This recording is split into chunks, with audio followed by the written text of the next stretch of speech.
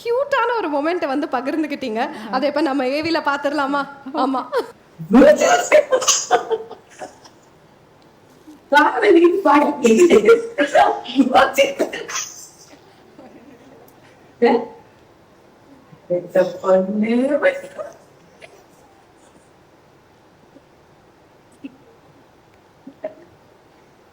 மறக்காம வைக்கிறேன்னா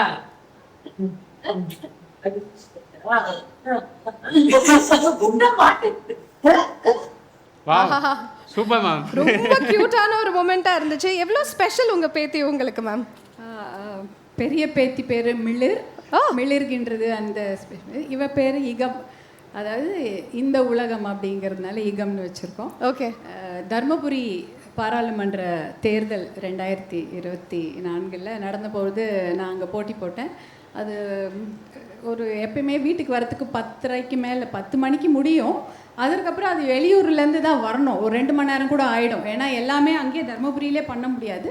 6 சட்டமன்ற தொகுதின்றதுனால வெளியூர் ரொம்ப தூரத்துலேருந்துலாம் வர வேண்டியிருக்கும். ஒரு மணி 1:30 கூட வந்து சாப்பிடுவோம். ஆனால் என்னன்னு தெரில, அன்றைக்கி பாப்பா முழிச்சிட்டு இருந்தா. நான் வரவே போது எனக்கு அது ஒரு சும்மா சர்ப்ரைஸ் மாதிரி உடனே ஒரே குதிச்சு வருவாங்க.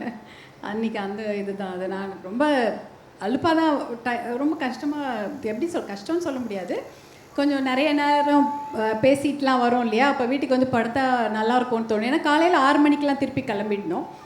அப்போ வந்து இவங்க வந்து பண்ணோடனே எனக்கு ரொம்ப நல்லா இருந்துச்சு. ஆனால் அதை வீடியோ எடுத்து அவங்க போடுவாங்கன்னு நினைக்கல. என்னுடைய 2வது மகள் தான் அங்கே உட்காந்துருக்காங்க. 3வது மகள் தான் அதை வீடியோ எடுத்துருக்குறாங்க. ஓகே. அவங்க போடுவாங்க தெரியாது. நான் போயிட்டு வெளியில் வரும்போது அடுத்த நாள் சொல்கிறாங்க இந்த வீடியோ வைரல் ஆயிடுச்சுன்னு. எனக்கு தெரியவே இல்லை.